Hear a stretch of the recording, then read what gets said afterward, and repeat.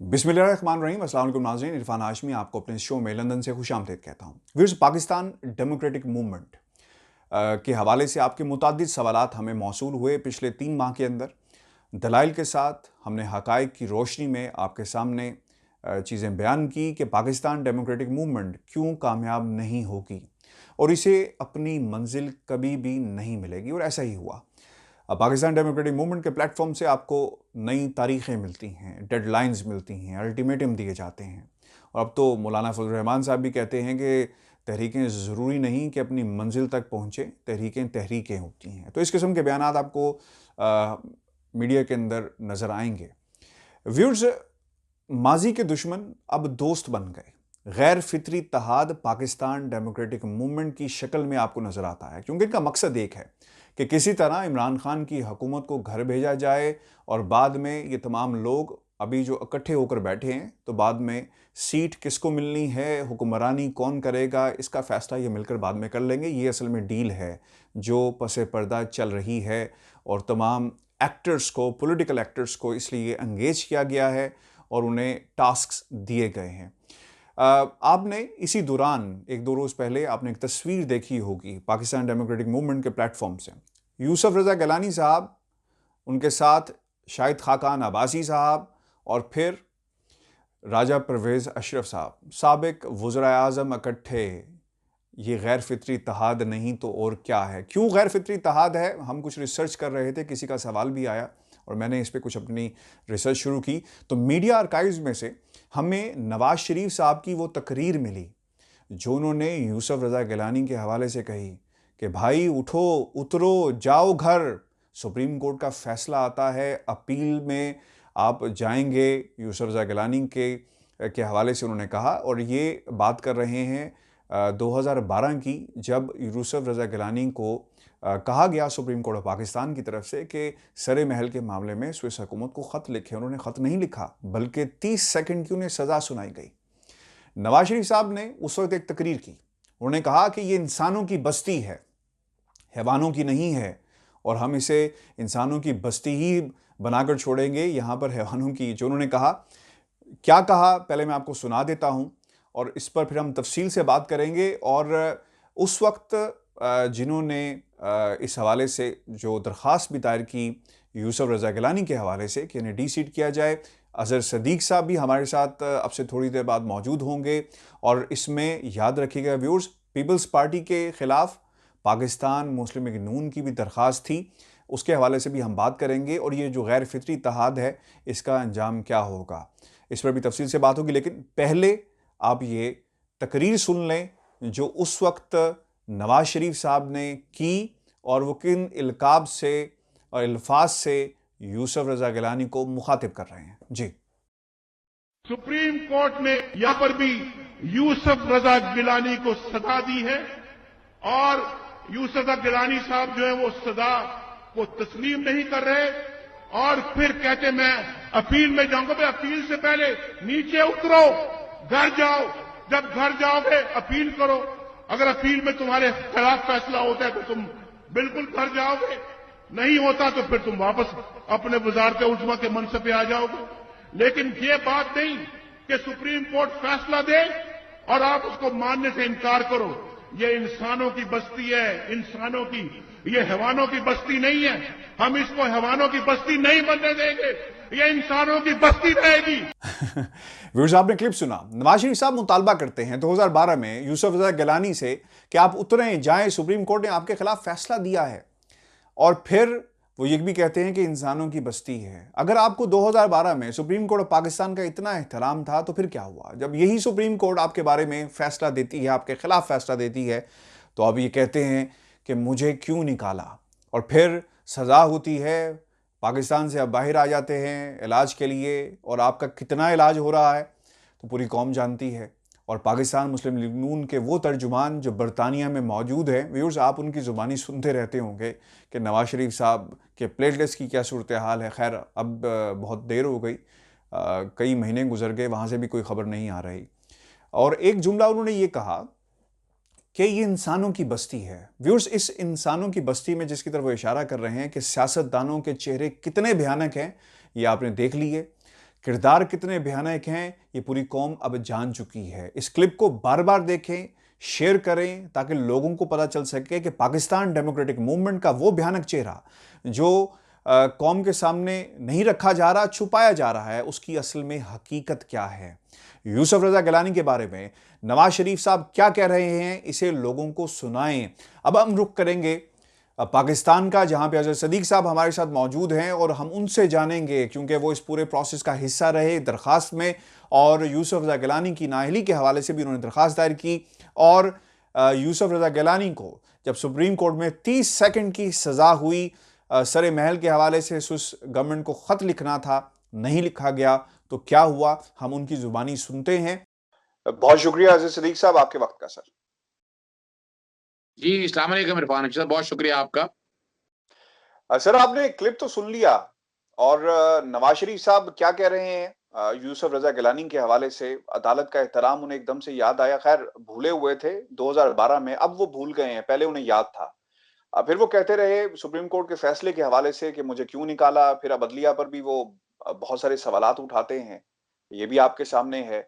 और ये क्लिप जो हमने अभी सुना, ये पूरी रुदात सुना रहा है कि माजी के दुश्मन अब दोस्त कैसे हुए। खुसूसन उस पढ़ाई में जो तस्वीर हमने दिखाई, 3 साबिक वज़ीर आज़म साथ साथ चल रहे हैं, और यूसुफ रजा गिलानी साहब वही हैं जिनके बारे में उनके कायद ने क्या कहा वो भी हमने कौम को सुना दिया। तो सर बताएं, आप तो फरीक थे उस दरखास्त के अंदर। यूसुफ रजा गिलानी को 30 सेकंड की सजा भी हुई, अदालत ने कहा कि साइड पे खड़े हो जाएं। तो ये बताएं कि माजरा क्या है, उस वक्त क्या हुआ, ताकि कौम की मेमोरी जो है वो रिफ्रेश हो सके। बहुत शुक्रिया इरफान हाशमी साहब। जो बातें मैं कहूंगा सच हैं, मगर रिसवाई की हैं, और ऐसी रिसवाई की कि यानी दुख होता है कि सियासत कितना गंद घुल चुका है। यहाँ पर जालिम सियासतदान अपने मकासद को पूरा करने के लिए औलाद को भी दांव पे लगा देता है, और हम ये देख रहे हैं। पहले तो मैं मरीम नवाज साहबा का जो जलसा हुआ और जो जुबान इस्तेमाल की, ये तौहीनी अदालत है। मेरी टीम इस पे काम कर रही है और बहुत जल्द हमें बकायदा तौहीनी अदालत में आएंगे। और ये जुबान, ये आपने अच्छा किया इंट्रो में ये सारी चीजें बात करके उनके चेहरे दिखा दिए।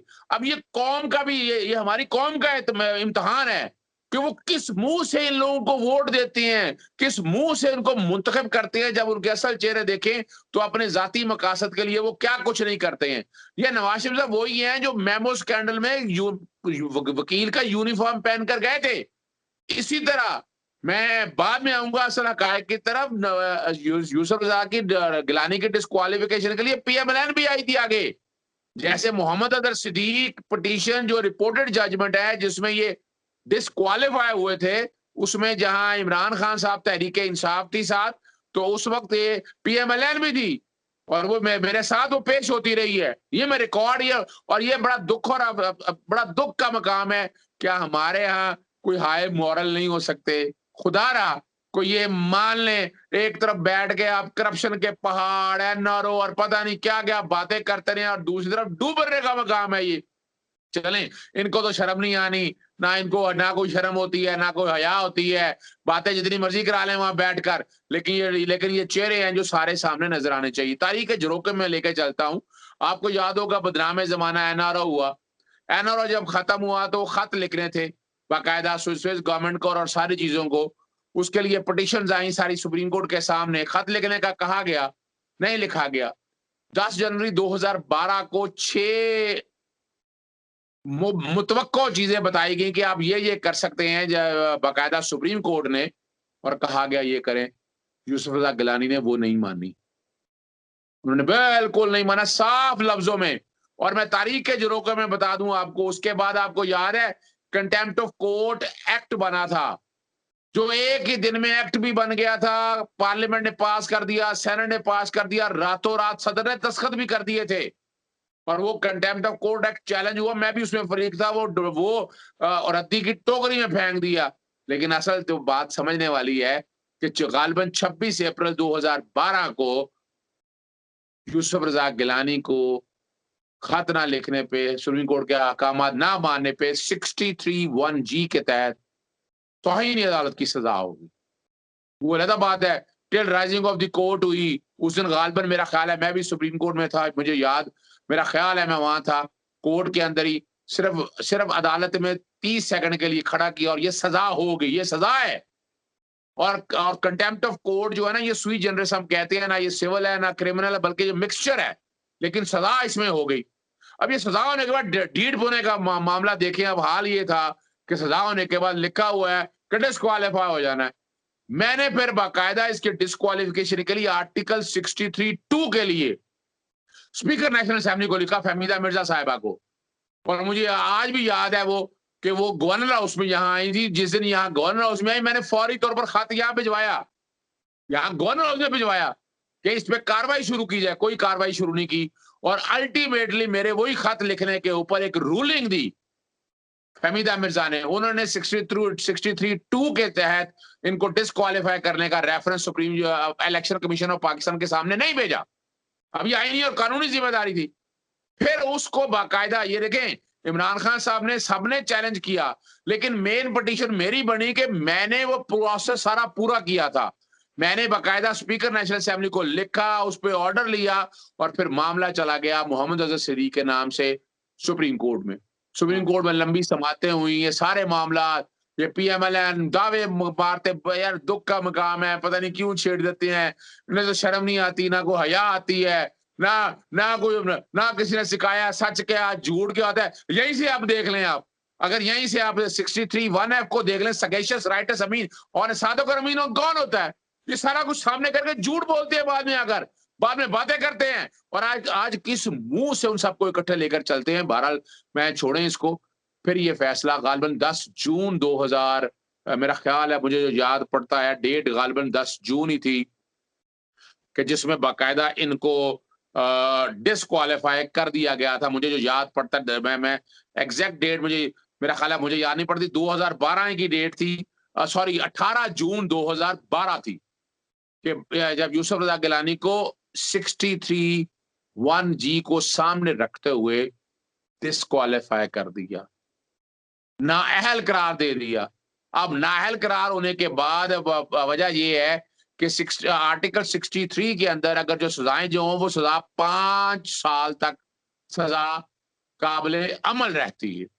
यूसुफ रजा गिलानी के खिलाफ रेफरेंस भी चल रहे थे। गवर्नमेंट इनकी अपनी, जैसे उदैबिया पेपर में, लाहौर हाई कोर्ट में इन्होंने बड़े प्लानिंग के साथ टाइमिंग सेट की और जो कुछ किया वो मैं फिर किसी वक्त डिटेल में बात करेंगे। उसमें यूसुफ रजा गिलानी के खिलाफ भी रेफरेंसेस मौजूद थे।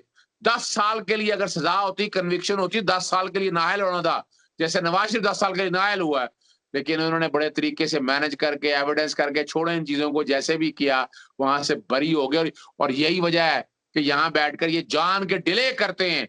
अभी आप राणा सनाउल्लाह का केस देख लें, यहाँ जैसे आप शहबाज शरीफ कोशिश कर रहा था किसी तरह से ये डिले हो जाए, आपके सामने हसन हुसैन भाग गए, इसहाक डार भाग गया, वरना तो सजाएं तो लिखी हुई हैं।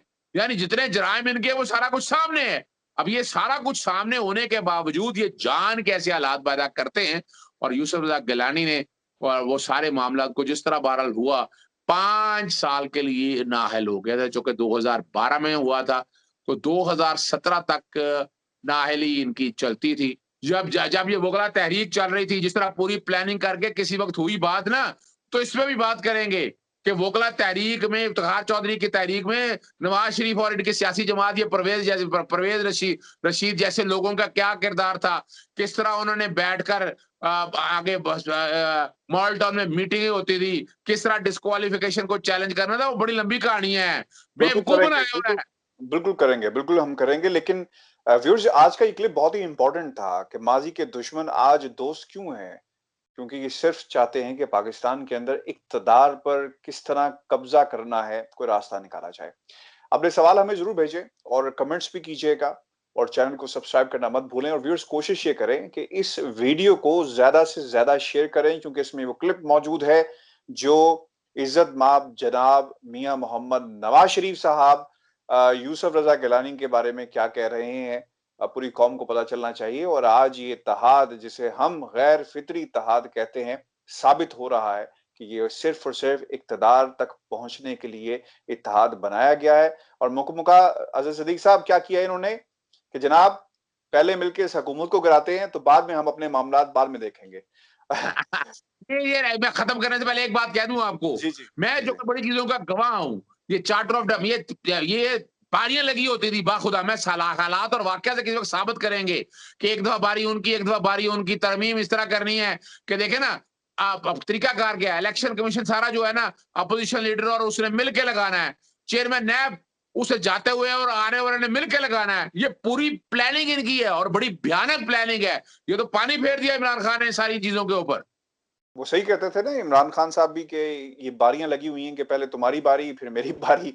तो ये बारियां लगी हुई हैं, जो बारियां, ये म्यूजिकल चेयर जो है वो अब बंद हो गई है। व्यूअर्स अपना सवाल जरूर भेजिएगा। मुझे और अजहर सदीक साहब को इजाजत दीजिए।